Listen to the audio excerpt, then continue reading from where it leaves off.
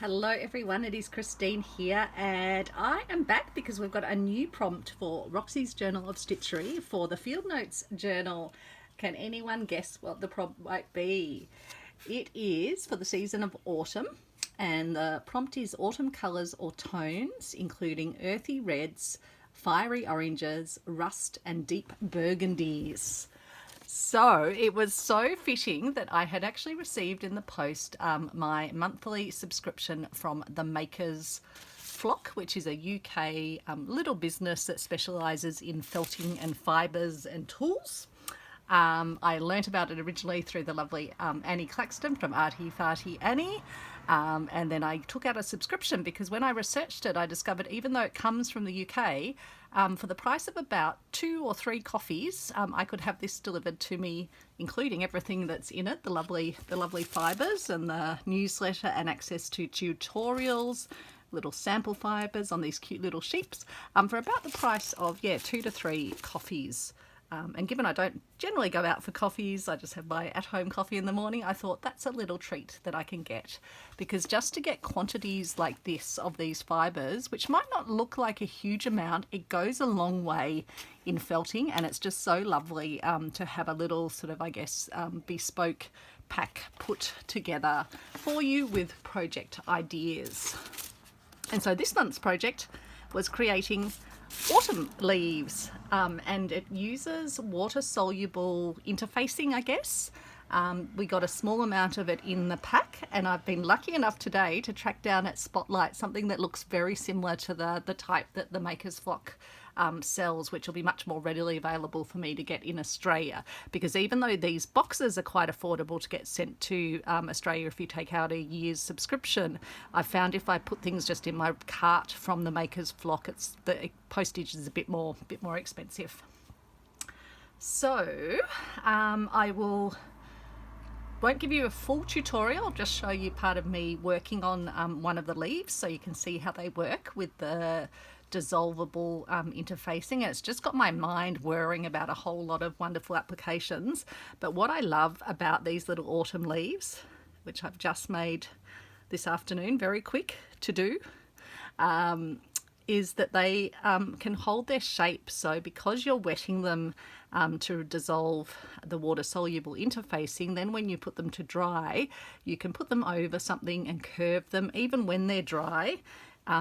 Because they've got that little bit of the water-soluble interfacing, it gives them a bit more structure than something with felt would normally have.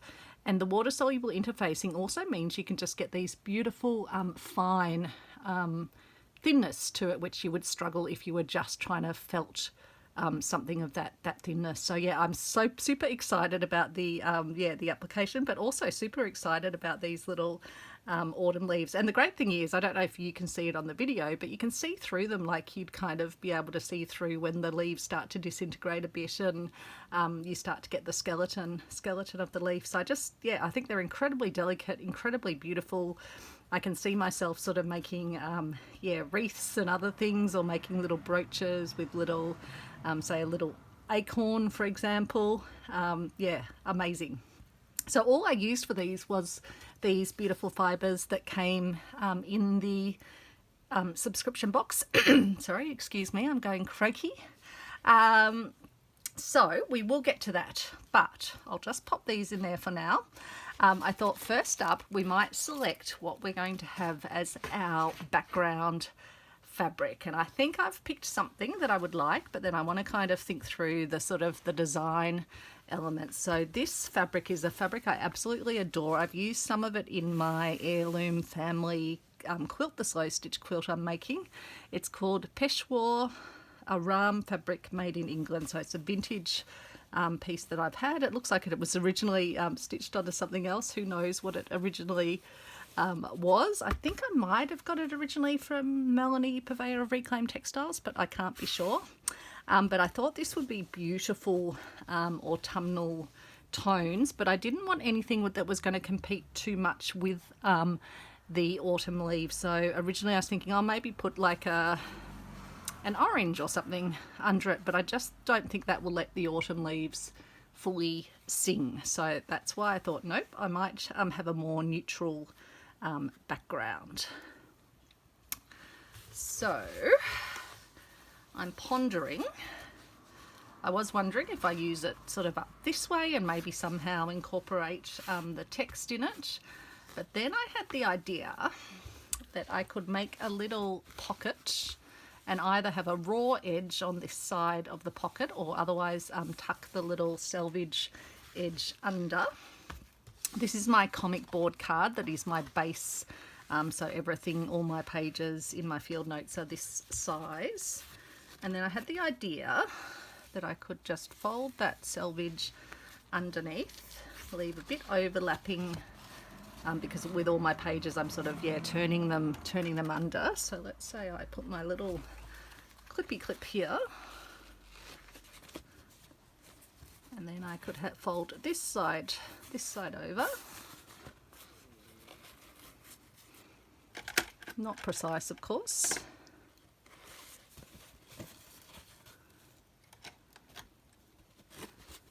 Just to get a bit of an idea.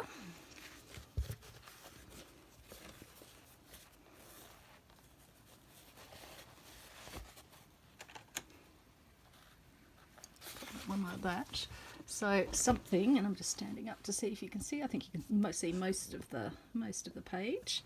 Something like that, and then I could have some little tag sort of spots, because I'm thinking that I might kind of have my leaves floating down the page. Probably separate those two. Could have that one like that, that one like that. Choices. That one, no, then if we had that one, we might have that one, no, that one, maybe something like that. We can work it out.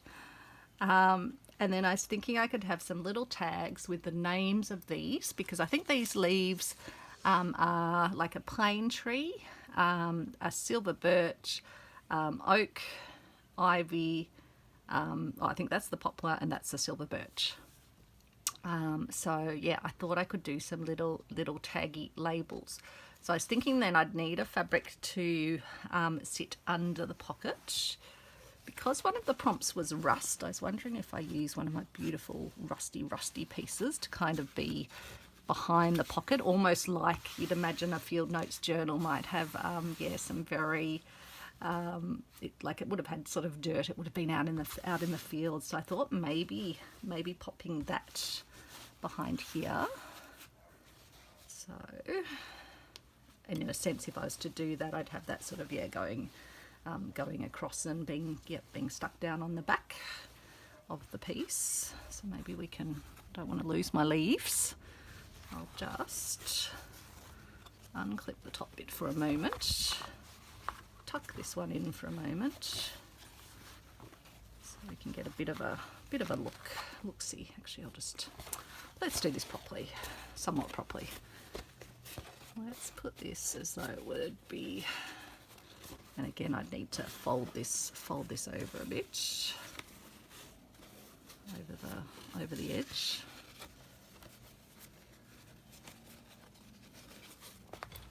So I hope you're having a wonderful day. I hope you get as excited about your projects as I do. My mind has been whirring all day. I've been working away and my mind has been whirring, and then I couldn't wait to make some leaves.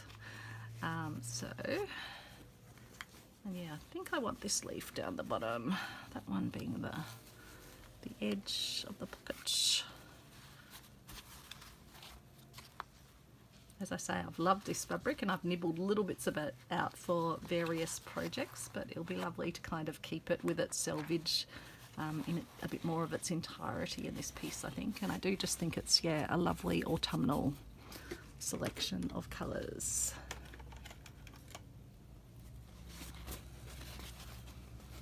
Do you love these quilt clips as well if you have them? I find they're so handy for just, when you don't want to kind of use pins or when pins aren't suitable to use.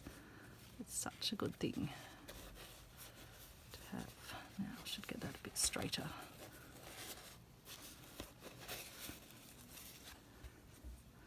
Something like that. Something like that. Let's just get that a bit straighter down here. I'll borrow this one off my little threads. So yeah, I thought something like that might be pleasant. It's the rust colour that was part of our prompts.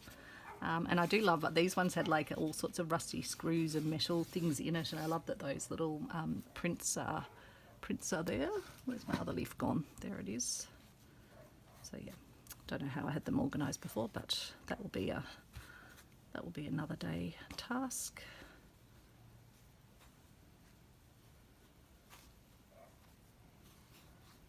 Something along those lines. And then some little tags, and I thought that's where I could use some of my more richly coloured fabrics. So for example, this fabric, I could have this on one side of my tag, like pick one of these. That could be even nice to have with the little sort of the oak leaf one. And I was thinking I can either stitch the names of them, but I might print them out on my printable fabric. Because it would be quite nice to even put a little bit of a personal connection to them, because I was thinking about the different things. Plane trees were outside Mum and Dad's house growing up, and we would get so many of them falling, and I remember them sort of going up to my knees and rustling through them, and that feeling of almost like being in either, when it had rained a bit, you'd feel like you're in a big bowl of cereal, or otherwise just that amazing rustling sound and then them going up. And I remember Mum and Dad trying to clean them out of the garden and filling up sort of bags upon bags of them. So yeah, that's definitely, and Mum and Dad still live in that same street, and yeah, they still have the plane trees as a bit of a bane of their existence. This could also be a maple leaf, which we do have maple, but we have a different variety of maple, the Japanese maple, in our garden. And then the silver birch and the poplar are both quite significant to Bright in Alpine Victoria, where we often travel and where we have a sort of special connection to. So I could write about them. When we first started going there, we were actually staying at a place called Silver Birches, and then down on the river there are the poplar trees. And then ivy, I used to have that growing outside my living room window. We ended up sort of cleaning that plant off the fence when we had the fence replaced. And the oak, significant to my surname actually, and I think there's probably some nice little things to write about acorns and oak trees, and so I was thinking name on one side of the tag and then a little sort of story connecting me to them. So this one I thought could be a lovely tag fabric, so we might just kind of have a look through the tag options.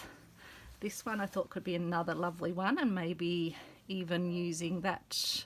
I was going to use that one, wasn't I, with the oak? But anyway, possibilities, or actually maybe even the poplar or something.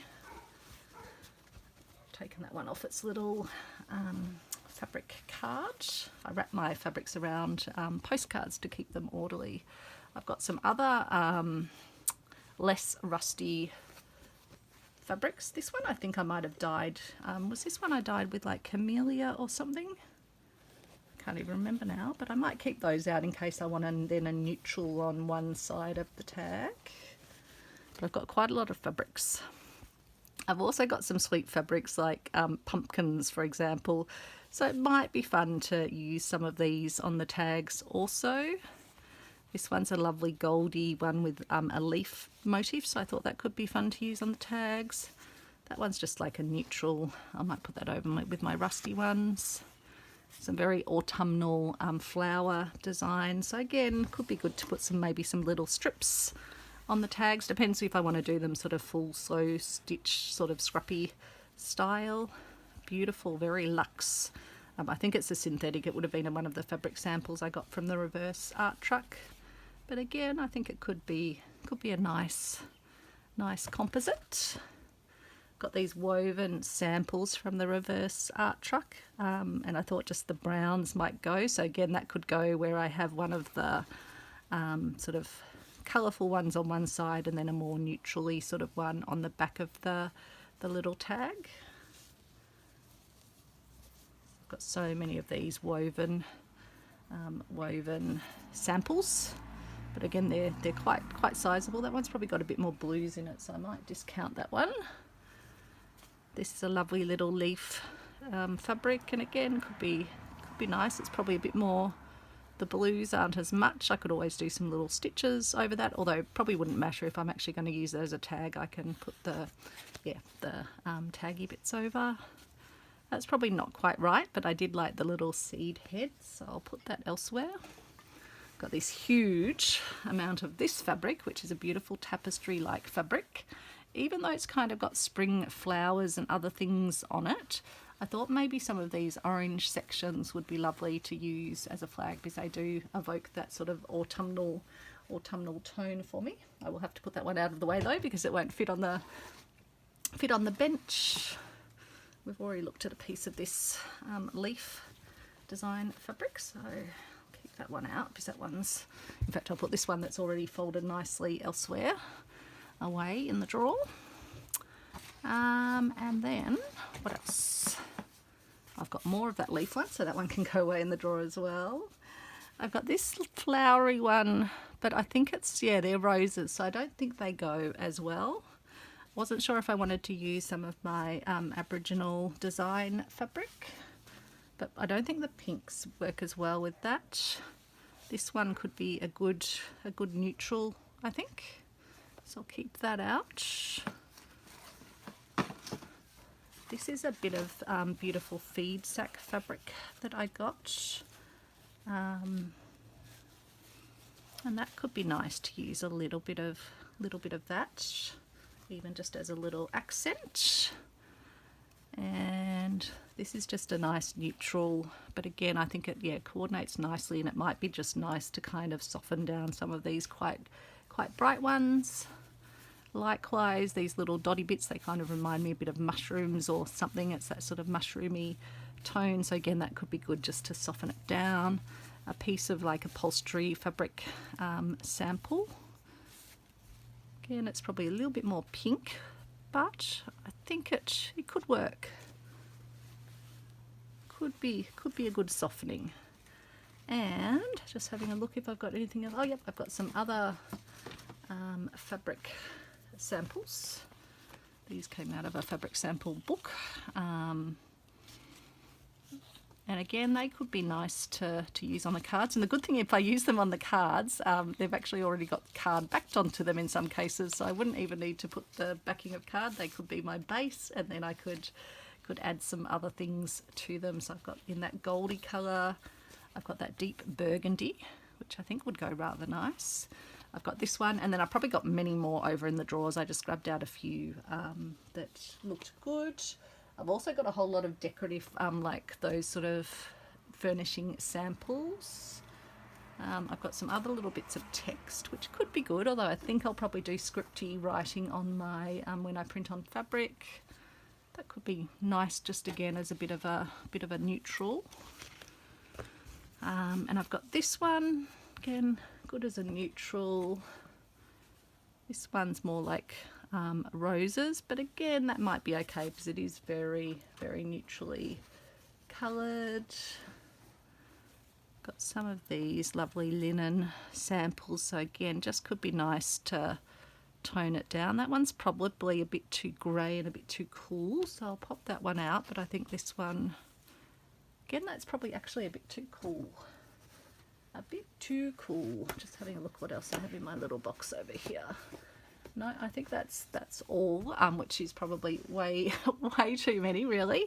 So I will put those over to this side, and that will probably be in the second part of the when I do a second video on this. We can work on the tags, but so for this piece I think I would then do stitching down here. And obviously it will all get attached over and stuck down and stitched at the back to hold it in place once it's all done. And then I was thinking on my actual base design, I might use some of my lovely Sue Spargo Razzle Dazzle threads to add some of that sort of autumn light where things have a bit of a glow to them. And I thought maybe using these sorts of tones that I think for me evoke autumn colours. I don't know, or I might just go with matte, and I might even use some wools just to stick with the wool felt. So that's one option, but I'll have to see whether that's just sort of too much on this design, or whether I would be better to get some wool felts, or even just some pearl cottons. I've got some of the lovely big format ones, sort of a pinkier colour.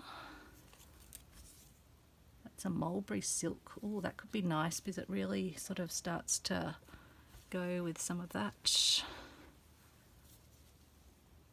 And then some lovely, and I was thinking even maybe just some stitching around the passion. I don't probably want to overwhelm the passion. That might be a reason not to use the more these ones. Maybe these could be used on the labels, I'm not sure. Or I might want to just play it down a bit more so that the leaves can be the star perhaps. And let's have a look in our hand dyed ones. That's probably a little bit too on the pinky side.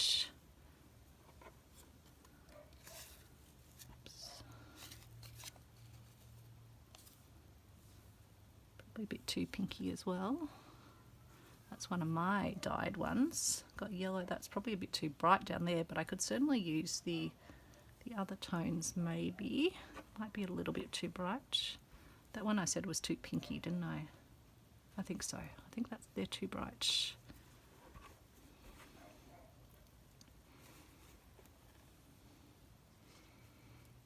Those greens could actually be nice for some, because they're a bit more subdued. Too reddy coloured. That one could be good. It's got a bit of the rust and a bit of the lighter greens. Is that one a similar one? I think it just doesn't have as much of the orangey tones. So that's some of those, and then as I say, I've got all my big box of wools as well, which could be lovely. Or I have also got my crochet threads. I've always got these sorts of, oops, keep my little wrappy things around them. I've got the browns. This one's a lovely, I think it's like a silk. That one's a richer brown. That's a very rusty brown, isn't it? That one's some of your brighter, sort of more autumn tony colours. Yeah, so I'll grab those out as well. That's given me a little selection. I like to put all my bits that I'm using into like a little tin. In fact, I think I can empty out the ones that I had in my tin for one of my stitch along projects. I'll put those into another container to distribute back, and then I can put these threads in this tin here. So I like to sort of keep them together if I've done the work to kind of get them out. It's nice to then pop them somewhere. Yeah, and I think that one's going to be too bright. Too bright. It'll scare the children. Oh, and I've got these, which I got a massive amount of this thread, which I've been winding off, and that could be lovely too. Probably not the pinkiest bits of it, but again, that's got a bit of sheen. Doesn't that look yummy? Do you like doing that too? Sort of shopping your stash for your threads and then just enjoying looking at them. So I better keep going because I want to show you how I've felted these leaves. So not a full tutorial, just a bit of a glimpse of the process and showing you the magic of when you dissolve out the middle. That's the exciting bit. So in our kits from the Maker's Flock, we got this little template, and that's what I've used to draw and trace off onto this water soluble. And so the one that I ended up finding that was very similar to what was in the kit was at Spotlight in Australia, and it was a Vilene water soluble, and it looks virtually the same. So I used my friction marker just to trace onto it. And leaving a bit of an outline around it, because if you don't have an outline, it's going to be very hard. Now I'm using my felting tool, my single tool from Snowy Creek Engineering, which I bought again up in beautiful Bright, well actually in just the little town the next over. I've got just a wool blanket. I don't even have a proper felting mat. I just use one of my op shop wool blankets, and I find that gives me a good surface. So I think I'll do an orangey yellowy leaf, I think. And with this leaf I can show you how I get the serrated edges, which was not something I actually learnt from the tutorial. It's something I've worked out myself because yeah, Steffi was actually saying it's hard to kind of get the serrated edges on a leaf design, because this one should actually have the sort of, yeah, serrated edge.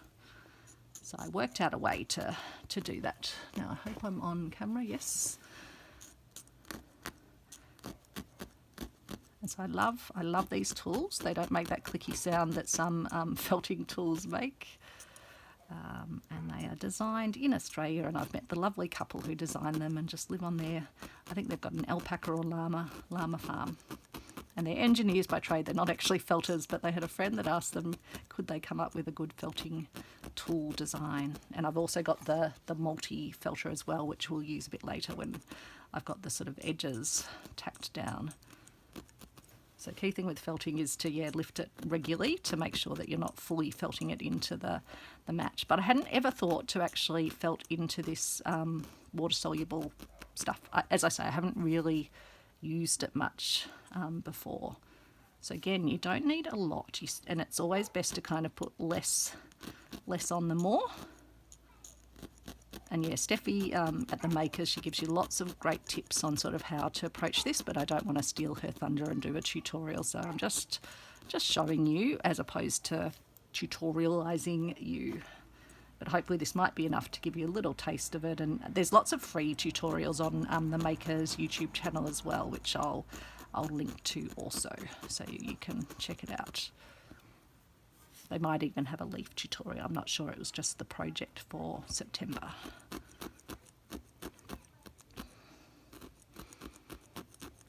And I'm glad to actually be using it, because so far I've just looked at my Makers boxes. I don't think I've made a project out of it yet, because I've just been admiring the fabrics and sort of keeping them in my stash and keeping them in my potentially to do. I should have really done when we had the butterfly prompt.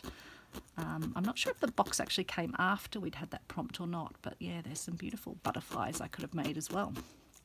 But I suppose we can do that in the future. So the interesting thing is you can start to see it sort of, yeah, poking through the fabric, which is what it does, because these tools have a little barb on the end of them, the needle.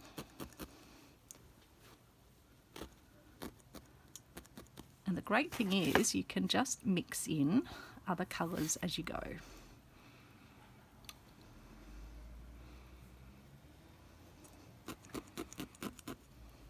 Because you know how you get those autumn leaves, or even things like eucalyptus. Look at this beautiful eucalyptus with the greens and the pinks and the spots and the darker bits. It's a work of art, so I might have to come back and do something on an Australian native as well, which don't have as much these sorts of yeah, autumnal tones to them, but it would still be nice. So there might be a separate piece, who knows.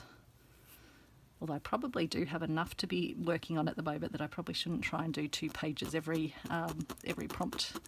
I think in some cases I've done 3 pages for some prompts. So here's where I can use my multi-tool. So this one can take up to 6 needles in it. I've just got 3 in it.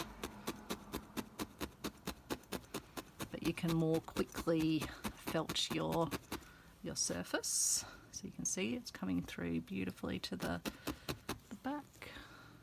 Just make sure you don't felt your finger. Your finger's not going to appreciate it. That's why I like to leave a nice area around the outside. I find the pink is quite, or the reddy burgundy is quite strong, but we'll put some in.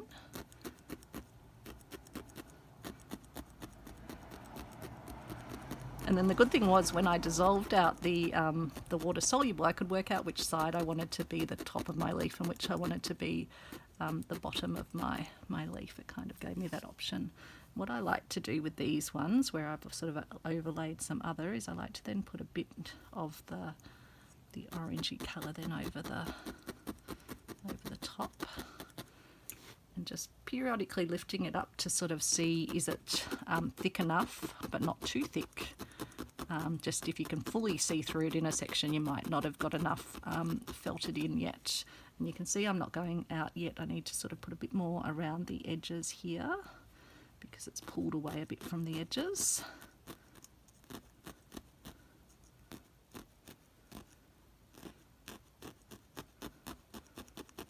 And so the single felting tool's particularly good for the edges.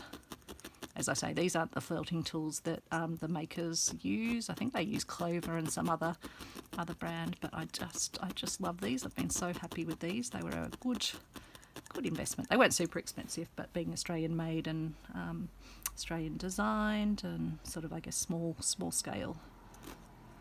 And then they come with these, or you buy the really good German felting needles, which are meant to be, yeah, some of the strongest. I think I only broke one early when I was going in at an angle and probably hitting down to a surface, and I think that was entirely, I'm going to entirely put that down to user error.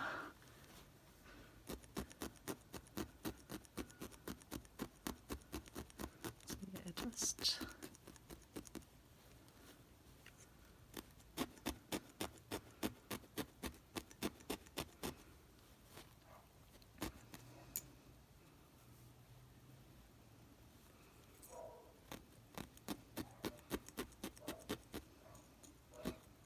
And I sometimes use the tip, I don't know if you're meant to, just to kind of pull it out a little bit to the edges if it's kind of become a bit cinched in like there. And then I can use my other tool.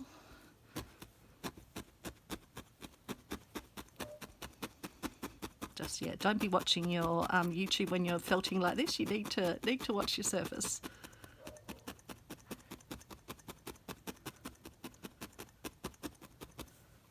Otherwise you might have a felted finger.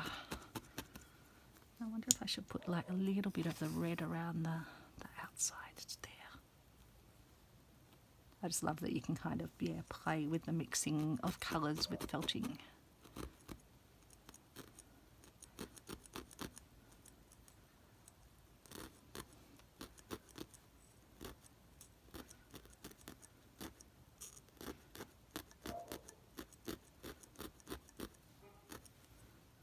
Sorry if I'm creating shadows, I can turn it around this way, might be better.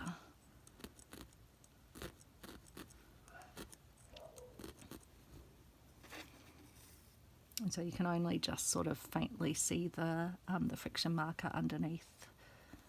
But if you could see it when it was, but really because the solvay is going to wash out anyway, it doesn't really create any problem. I think Steffi from the makers, she just uses pencil usually, but I think in one of hers she just used like a pen, a marker of some sort.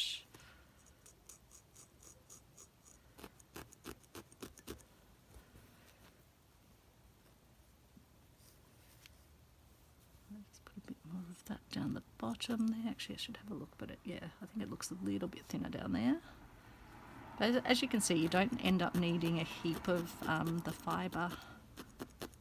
Because yeah, I've made all those leaves and I've still got oceans of it left, enough to probably make enough leaves for a wreath if I really wanted to make an autumn wreath. Although I tend to find I get so excited that I want to just keep trying different ideas. I suppose there's many different leaves you could make.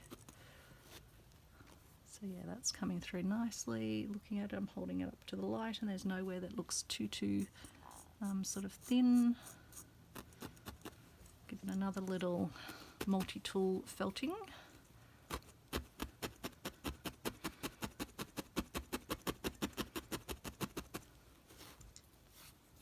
So yeah, that's pretty good, I think.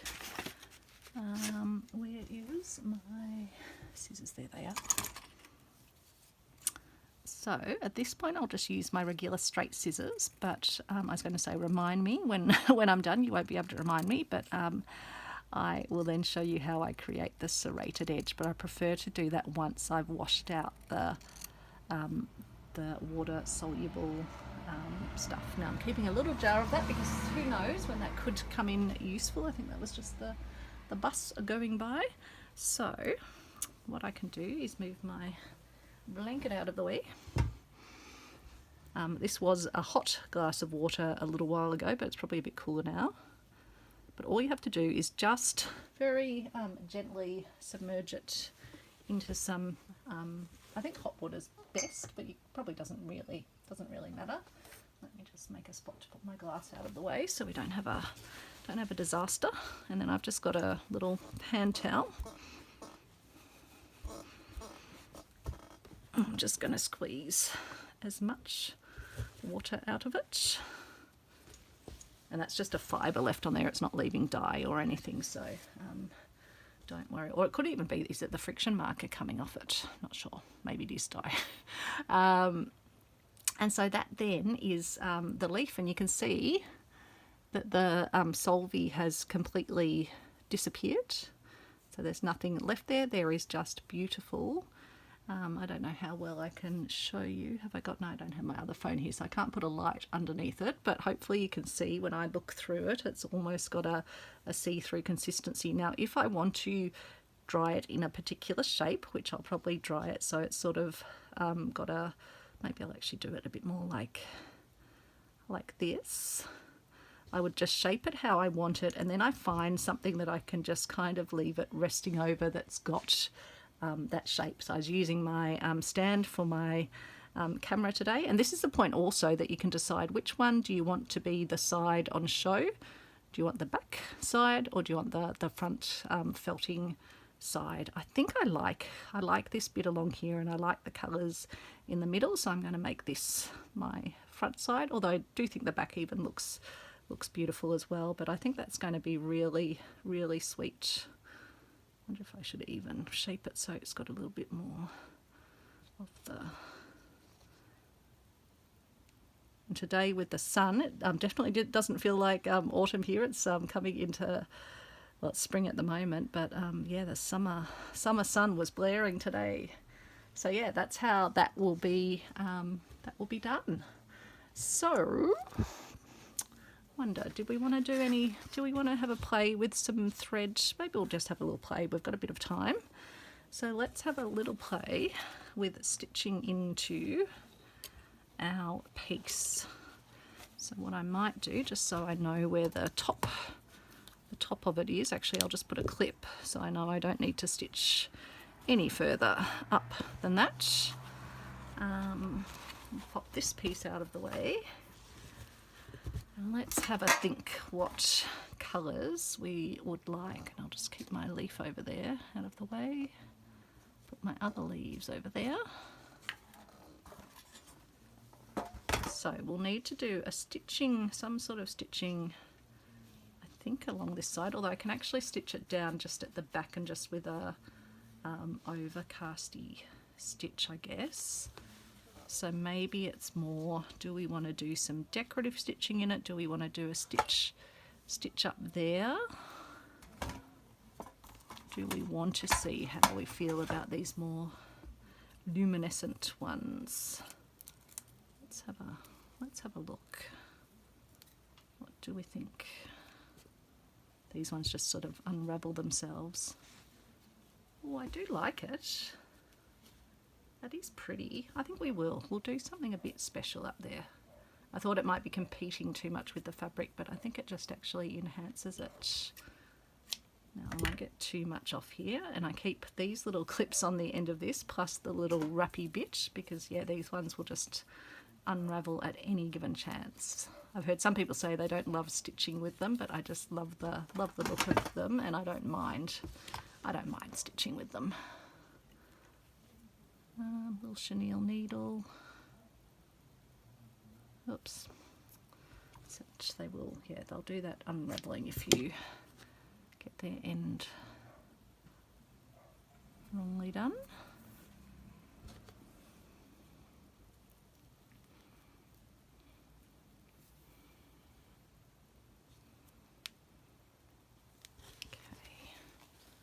So I'll start down here, and I think I'll just do a very sort of simple Simple running stitch. Doesn't need to be fancy pants, does it?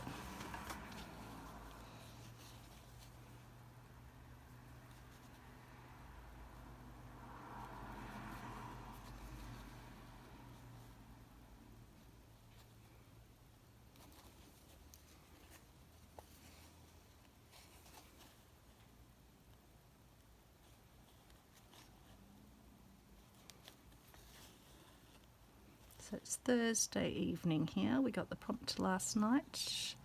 Saw it before I went to bed, so of course the mind was a whirring. And I was sure I had some lovely, lovely fabrics. I hadn't thought of this one actually. It was only when I was looking through and I went, oh yeah, I think that'd be good. Particularly when I knew that I'd have the beautiful autumnal toned leaves to attach to the piece.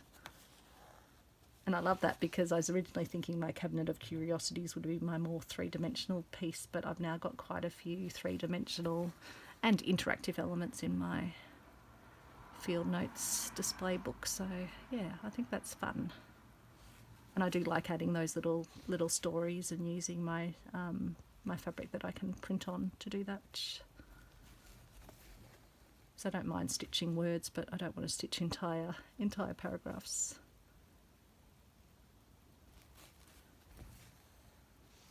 But I wanted my field notes to be more than just something that's pretty. I wanted it to, yeah, tell a story and a connection to me and things I see. So it doesn't all have to be Australian natives, can be other introduced species, because we definitely have, and most of I think what we think of as our autumn trees are actually, yeah, the introduced species.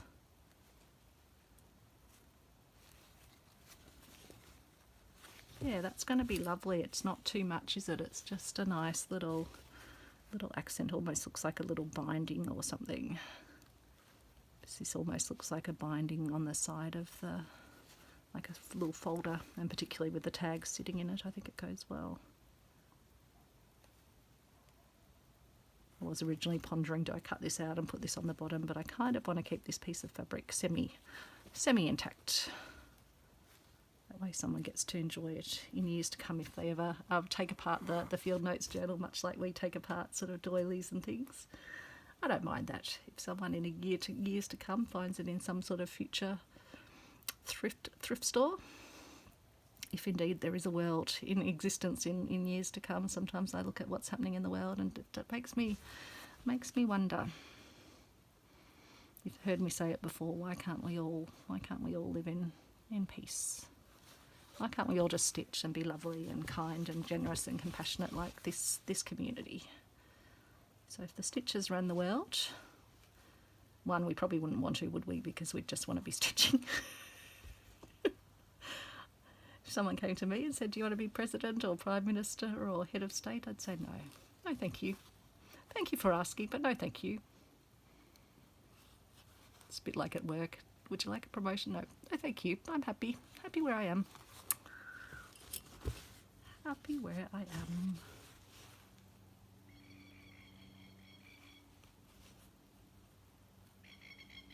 You hear those birds? I think they're those. I call them silly birds because they end up putting their nests in the most foolish places, like in the middle of a football field, for example.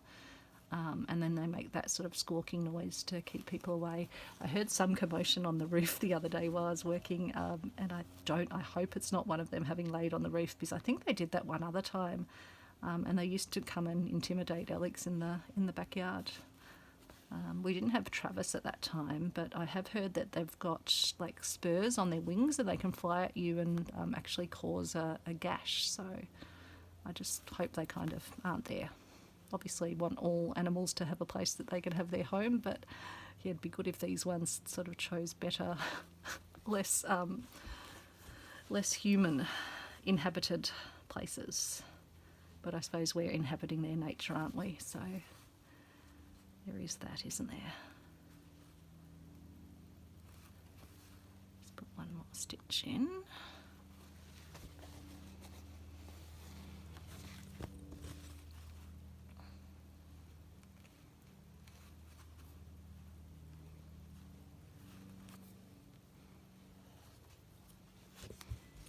I suppose I can use my neutral. Actually, I'll put another stitch because these ones do tend to undo themselves a little bit as well because they are so slippy-dippy threads. Just doing a few extra bits. So do I have enough to do another stretch of it? Probably not quite enough, I don't think, but we can try. Or unless I use this to, what else might I like to use a bit of this for?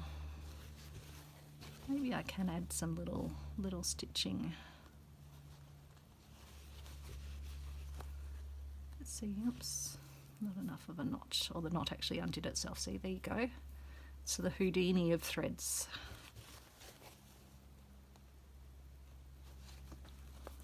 Could put this in a hoop, but it's okay. Might do a little back stitchy outline.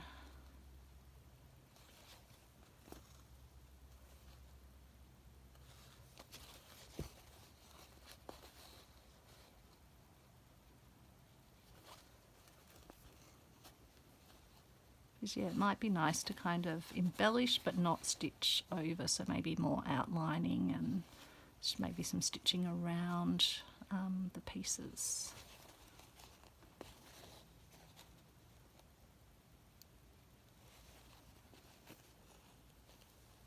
But I won't attach the leaves until the end because it'll be much easier to stitch this without the leaves sitting on it.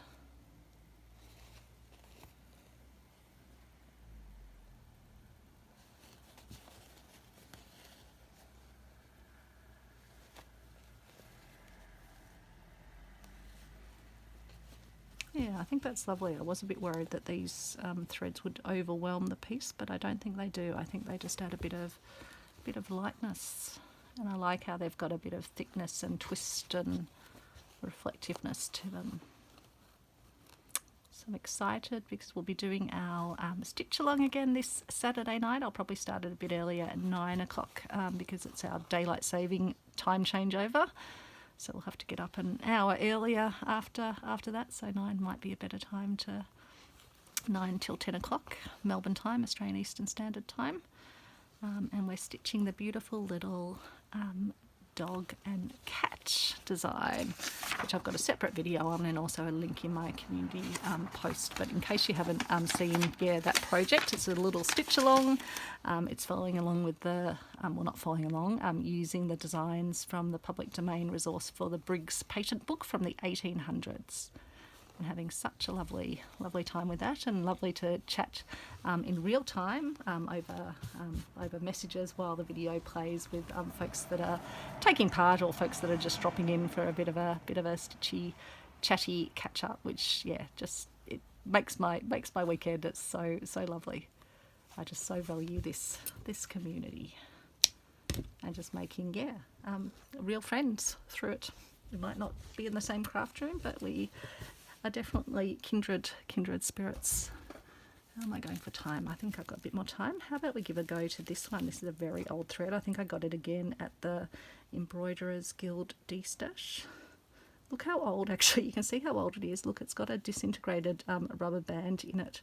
Almost looks like a piece of wholemeal pasta. I think we can take that out if we can. It's in pieces. How funny. So that is a very old thread by the disintegrated elastic band, hardened and disintegrated. I was wondering what that was. I was thinking, oh, is that a different coloured thread? Now, there's another bit of it. Oops, and there's a bit that's already been cut off it, so I can pop that one over there. Another bit of disintegrated elastic band. And let's not use too long of a piece because these threads do tend to be quite fragile. Using my chenille needle, which hopefully I've managed to, did I get the whole end through?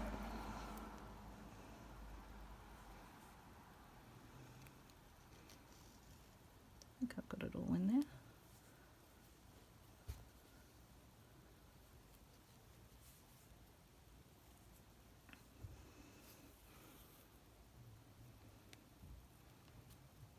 It's actually a little bit ragged at that end. I'll just tie the knot a bit higher up, I think, and cut off that end. Put that in my ort jar. No threads go to waste. In fact, I've been thinking about the soluble interfacing as well for some other projects. Now, where might we want, there's another bit of the elastic band. Where might we want to use this one? Maybe I'll use, maybe down this side of the leaf. Do you think? Oops.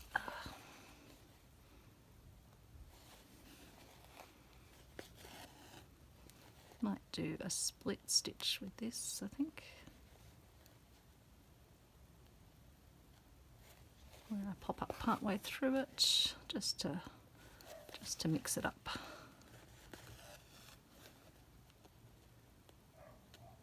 Again, it'll be lovely and textural.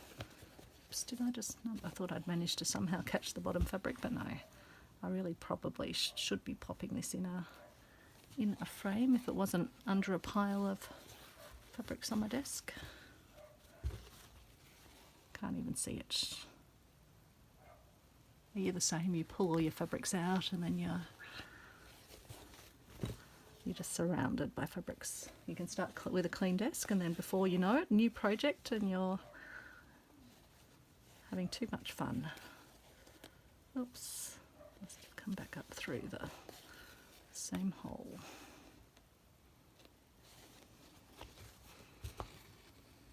It's almost giving a braided look. It's very pretty.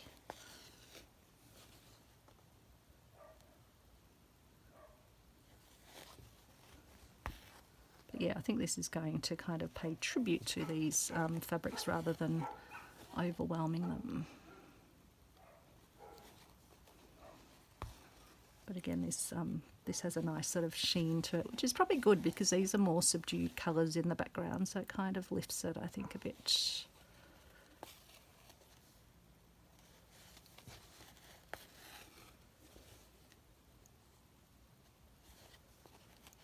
So at least I think I've gone pretty well. I've got my leaves ready to go and I've worked out what my design will be.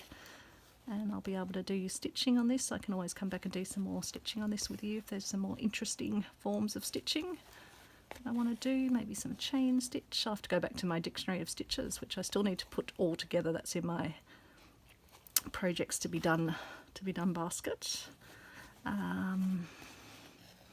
Might have to have a look what other stitches, because I do tend to get into a bit of a stitchy rut, even having done that project and learnt or refreshed myself on so many different stitches. I can always do some seed stitching in the background potentially, although I might go with more the outlining. Could do little French knots on the leaf.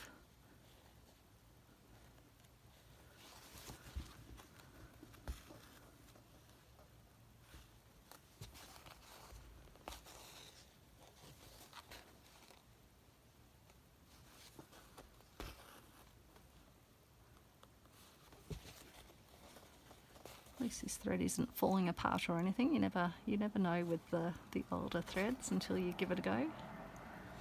But I just couldn't kind of resist the colours and the sheen. Well, not the colour, but colours, but that beautiful tone. Very nice natural one, but a thicker than a normal sort of crochet cotton. Not even sure what this one would actually be called. Is it maybe it's a pearl, but it feels like it's a silk. And being at the D-Stash market, it was only like 50 cents, $1. So absolute bargain. One day I'll have to resist absolute bargains. Maybe I have to keep myself away from the Melbourne Cup Day D-Stash market. Is there having another one then? But will I be able to do that? Let me know if anyone else is in Melbourne and wants to catch up for a bit of D-Stash market fun. Although it tends to be so crowded, you almost, it'd be a bit hard to kind of, travel in a group. Last time I actually let the mad rush sort of pass, let everyone go in and then just came about sort of like at the 15 minutes after it had opened, and that was actually quite sensible, I think.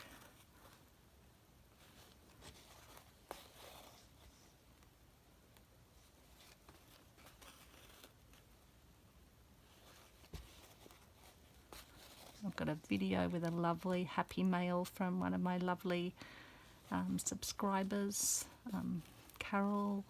So I filmed that last night, so I'll share that soon, over the weekend probably.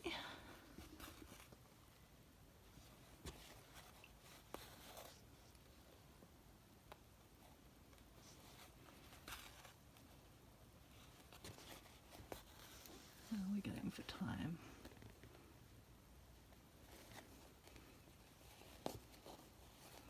Just finish off this bit of thread, and then maybe we can work on one last element, or at least pick a thread for a final element.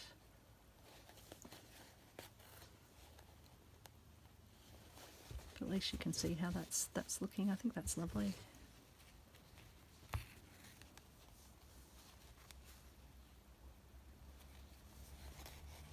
Trying to think if I've done this sort of outlining on any other pages in my field notes.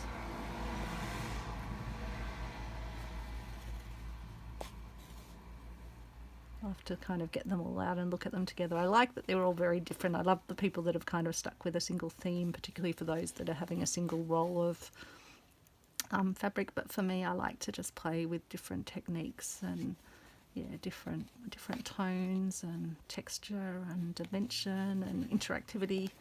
So yeah, it works for me to have each of them being their own sort of page. And then I'll have a bit of choice about how I arrange them and what I put next to each other. And I'll probably end up having some on the front and some on the back. So maybe like spring, summer on one side, autumn, winter on the other side. And then that way on the shelf I can turn it around based on the season that it is. That's what I'm thinking. Unless I make one for each shelf. I'll have to see how many pages I've got at the end. Although I must admit the summer prompts we seem to get quickly through those, but I suppose it's the way the year races towards the end, doesn't it? Once you get to I was about to say once you get to September, but we're already into October, aren't we? Which is just crazy.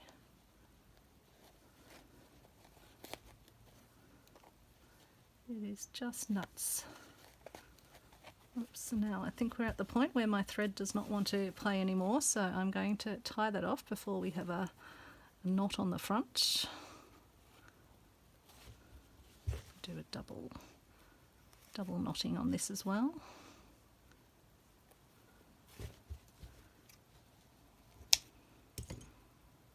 And I'll put that into my orts jar. And then what might be a final? Do we want to use one of our... We used that green, didn't we? Yeah, that green we used there. What about a yellowy? Maybe we'll use that.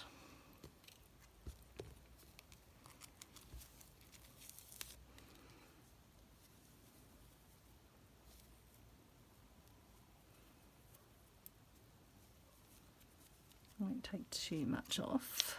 Put my wraps and clips back on in a moment. Oops, get rid of my felting tool out of the way. Now where has my needle gone? This is the fun game that Christine plays, which is where have I put my needle? Up over there. Do you play that game on your desk too? Where is my needle? A bit like Where's Wally, like those books where you have to spot the character. Oops, and unthreading. I wonder if you play that game too. How many times can I accidentally unthread my needle?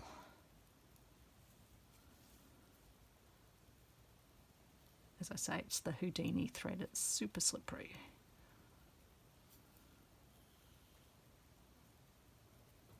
I think it's even trying to avoid having a knot on the end. Yes, it is. I'm just going to tie a knot this way. And we'll probably only have enough time to put in 1 or 2 stitches in this colour, but at least you'll get to see. And I'll get to see. So maybe I'll do a little chainy stitch up the centre here.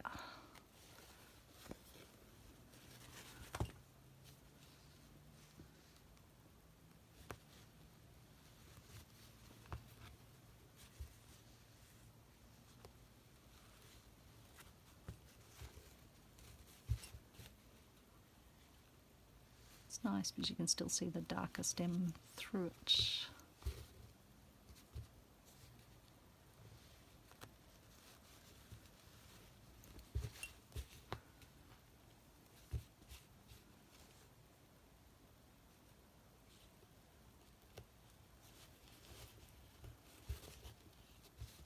Just get to the end of here, and we might then just do a leaf.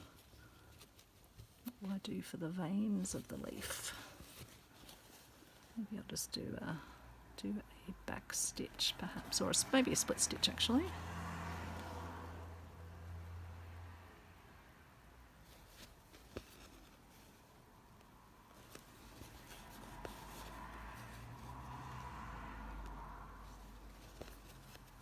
Just get this done on the side.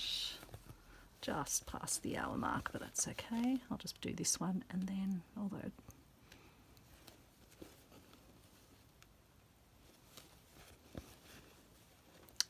always have to do 3, don't I? But yeah, thank you so much for watching. Thank you again for everyone who has subscribed, everyone who sticks around and comments and encourages, and everyone who's taking part in the stitch along, those that are taking part in the chat. Just yeah, really appreciate you.